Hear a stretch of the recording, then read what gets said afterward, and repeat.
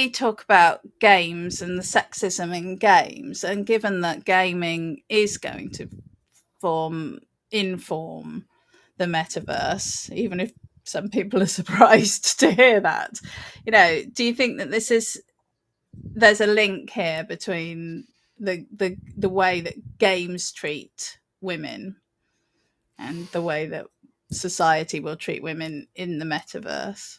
Well, I think what you said earlier is really important about the free speech warriors, the ones railing against council culture. They want there to be less rules, just because why do we need rules and laws? It's to protect people without power from people with power. So the laws that say you can't fire a woman for being pregnant, that's there to protect her from the company who would like to just cut her. So that's why corporations and the wealthy, the two things they care about most is deregulation and tax cuts. So they want to be able to do whatever they want. And in terms of your experience of unwanted sexual anything, that's where the patriarchy comes in. If that's the culture that patriarchy generates, and it's tricky because that culture needs to be shown for what it is, which is a control mechanism for women. So men do that, make unsolicited sexual things because they're that's what they think they're supposed to do. And then there's the difference. This is the critical thing. There are normal men who have just been brought up in the patriarchy, and just that's just their resting position. And then there are predators who do all of it on purpose. Those are the ones that they're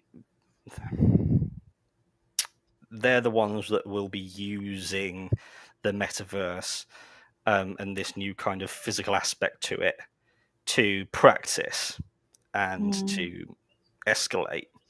And the closer the virtual reality gets to reflecting real material experience, I worry that more people are going to be recruited into that predatory state because they're going to go incels, us who are just on their own, just on the computer.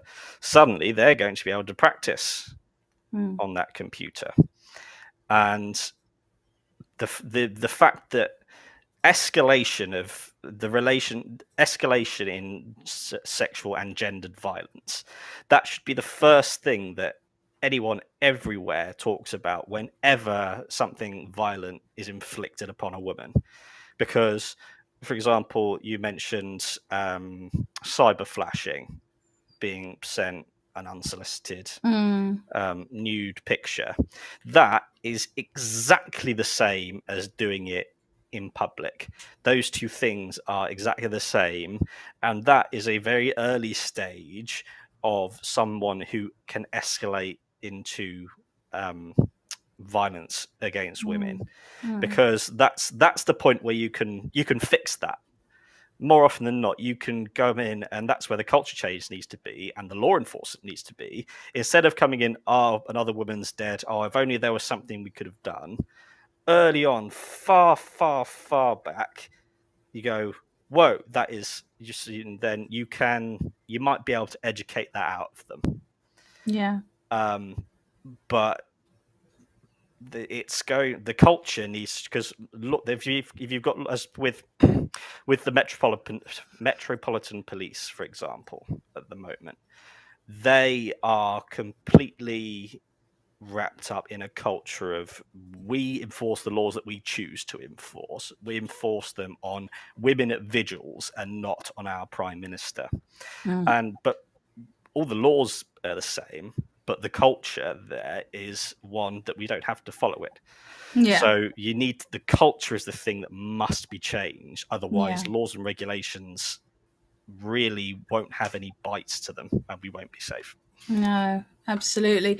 I mean, I'm going to just push back a little bit on that, because we've spent a lot of time talking about violence in games, and we've also talked a lot about how that doesn't translate to violence in the offline world. So I can actually see a distinction between gaming and, well, can you see a distinction between gaming and violence against women and girls in a game, and somebody then in a metaverse or a 3D VR world, social world, assaulting another virtual character, a female virtual character, and then moving? I mean, do you feel that there is distinction in that? There is. So in what I see it as, so you've got gaming. If we think of it we've got virtual reality. So say you've got in a couple of years' time, you'll have your VR headset on, and you'll have some kind of haptic feedback apparatus. You could go into Fortnite and you could run around and have a great time in Fortnite. You could go and play a very violent game, say God of War, for example. You could go into that and you could feel like someone's eye is crushing under your thumbs. And I think that's fine. That's the same as like gaming. It's just that it's not real. It might feel more real, but it's not real. But then when it comes to the metaverse and it's an actual person representing their actual selves, that's the crossover point when you go, that's an actual real person who I can impact. I can have a material impact on. And that's where I can see it going. And it's the closer that virtual like one-to-one becomes, that's when people are going to start going, this feels fantastic, I love this familiar feeling, because you're getting a genuine reaction from someone. And that's where I think it will become a tool of escalation. Yeah. Yeah, no, I think that's a really good point, actually, that knowing that the person on the receiving end is an actual person, as opposed to an avatar, as opposed to a computer non-player character, is it is going to make a big difference, I think, to how people feel about it. And I think that you've got to kind of like balance that with the fact that because it is online, there's that sort of safety. It's like the way people are more aggressive in cars than they'd be if they were walking down the street, because you feel like you're in your own little bubble, and so therefore you can scream and shout at somebody in a way that you never would if you were like walking down the street with them. And I'm as guilty of that as anyone, but I think that that's what we experience in an online space, is that we have this sort of additional puffing up of our feathers, and our behavior can suffer as a result of that. I mean, talking about bubbles, one of the solutions that Meta came up with for this sort of scenario was to let people put a little bubble around their avatar so that other people can't come into a sort of virtual personal space area. Which, and they've done other things, like they've done the ability to report people, the ability to mute somebody so that you can't see anything. You can actually even ban somebody, which means that they can't interact with you and you can't interact with them, and they're sort of just completely out of your world. That when you do report people, they save the last few seconds of your interaction, your conversation, so they can check what's been said and done, which implies that the fact that they can check implies that there will be some level of moderation around. However, when I initially read that, I was like, yeah, no, I can see why they've come up with those ideas, but I am wondering a little bit if that isn't if a little bit of victim blamey, isn't it? Again, isn't it like rape alarms for women? And that's literally what I thought just then as you said that, because it's we're not going to we're going to protect you from their behavior. We're not going to stop their behavior. We're going to teach you we're going to give you a little. So, Jem, I could go, when you go out to the shops later, you could wear this big bubble thing that no one could go to, and you can have headphones in. That's where it comes to culture, because you've got I hope the vast majority of men that are that's the culture they've been raised in. But then there are that section which are the purely predatory ones. They're the ones that have this sixth sense of finding women who they can abuse and finding ones that are vulnerable. Yeah. That's what they look for. They're not there to a predator doesn't go through the world just thinking, oh, I'm just existing and I'll try this and I'll try that. They go, no, I've got a taste for something and I'm going to go and find it. And if someone doesn't, they're the ones that the laws need to just be the hard stop to go, no, we can't have that in society when it can't be trained out of them, it can't be educated out of them, which is why early intervention when they're children in education, changing that culture so that they can actually grow up free of the patriarchy. And that's where they can be helped, they can be educated out, but they need to be going straight away, how would a predator use this to get what they want? That's the position they should start at. But instead they go, predators we want as many people as possible to use this. We'll try and insulate you a little bit because you're so sensitive. I mean, would it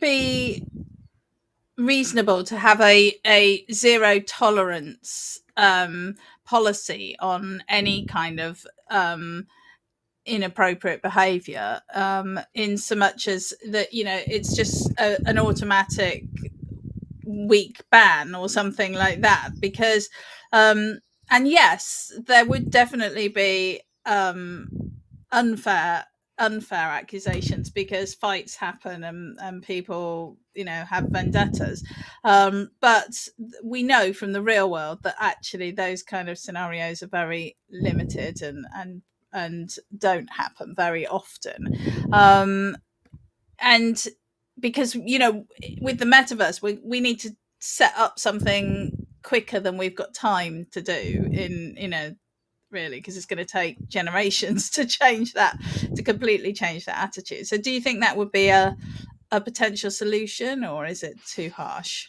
I think it's too blunt, like trying to fix a Formula One car with a hammer. Because again, it comes. I keep on banging on about capitalism and organized labor, which I think is very, very. It seems the second that I got into learning about organized labor, the train strikes started and are going incredibly well, and they're doing incredible work. And so I go, oh, I came in at just the right time. And the central point of unions and how you set up a union is it's a collective. You don't come in as a union person and say, I'm the union and I'm going to represent you. You come in and you say, what's your biggest problem? What's your biggest problem? What's your biggest problem? And then you collect all those people together, and then they come to a mutual agreement of their demands, and then they work together to get them. The problem with something like a zero tolerance thing sounds good, but it depends who's making the rules. And so it could very easily be, say, it's a zero tolerance for blaspheming. You can't take the Lord's name in vain. And you go, that's that. Then it becomes arbitrary. If it's single people going, we're going to set the rules for other people, then the house rules apply. So it's capitalism again and patriarchy again. We can't police male behavior, and we need to start from the position that everyone can do it. And so that's why we'll do some tweaks around the edges, instead of, if they started a sustainable way, I think, would be to start from that position. How would a predator exploit this? And then you close all those points that it could be exploited. And then you've got a population of normal people who will gladly go set up just some reasonable things to keep us safe. So you allow, community, so you encourage and support the community to set up community rules and then effectively police themselves with the support of the parent organisation. Yeah, that's a very adult way, adult way, but because it's so interesting, the amount of gender critical feminists. There's such a concentrate. They're so loud. And their voice is sort of shared and disseminated so powerfully and so loudly. But I think there was studies or surveys out in the last week or so saying that most people don't care. I don't care. Leave me alone. That's how most people are. They just leave me alone, and I just want to be able to enjoy myself. And that's where like safe spaces. So you make your own community bubble, and if someone comes in, that's the opportunity for you to go, you're not following this. And again, the difference between assholes and predators. Those predators they're the ones that you. It's tricky, but you need to start from keeping everyone safe at the start. Yeah. Well, I think we pretty much covered it all. We haven't provided solutions totally, but I think that we've given a good starting point. So hopefully someone in Meta will listen in. Can I ask, what are the positive things that like an enhanced way of experiencing Metaverse will be as we get more haptic feedback, do you think? I think that it will provide a really positive experience for people who are housebound, for older generations, for people who maybe just are too shy to go out and socialize in a sort of offline environment. I think it would be a really good opportunity for people to experience things that they wouldn't normally be able to do, wouldn't be able to afford to do. I think, as the climate crisis deepens and flying places and, all of those life experiences might become harder to access.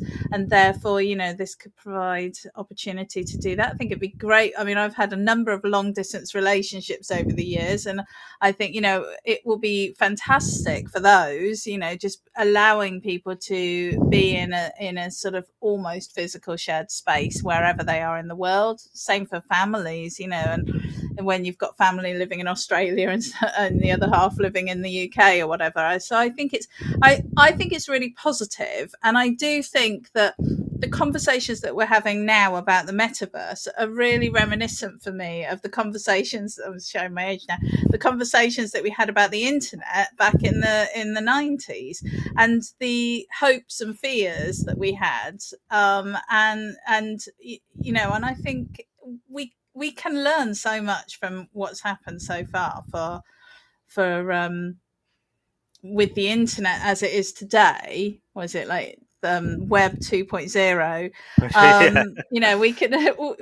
We can learn from that, and I have high hopes for what comes next. I just I just think it just needs a little bit of forethought to keep the positive, highlight the positive, and reduce the negative side effects. I think, the first thing I thought of was it's like Inception. Just like you could just go in there and it's like, oh, that's cool. And the real world set play.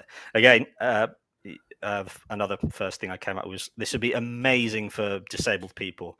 Yeah. Anyone with any kind of difficulty with accessibility in the real world, the more the real world is able to be experienced from your home, then that'll be better for them.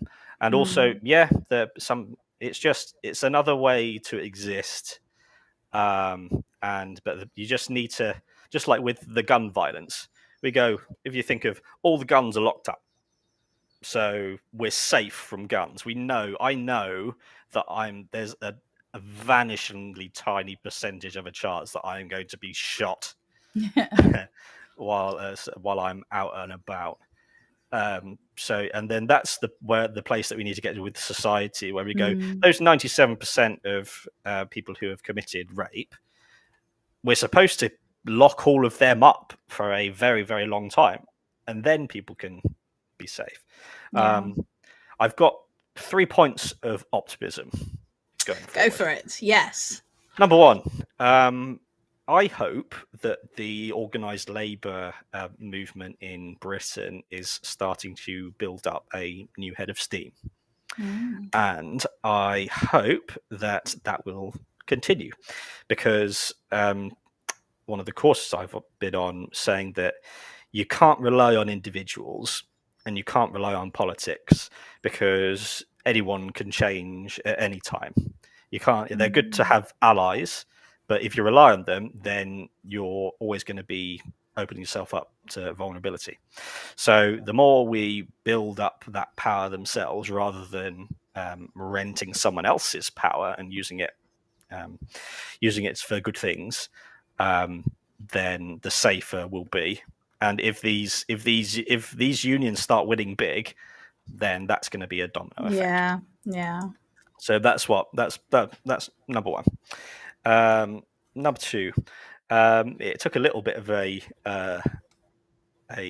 dig when you were saying about the metaverse investors choosing to vote against that inquiry. But it's the fact that capitalism will always go where the money is. Yeah. And right now, look at Disney, for example, more and more diverse. There's a lesbian kiss in Buzz Lightyear. That's amazing. I hadn't heard anything about that either, which is more amazing.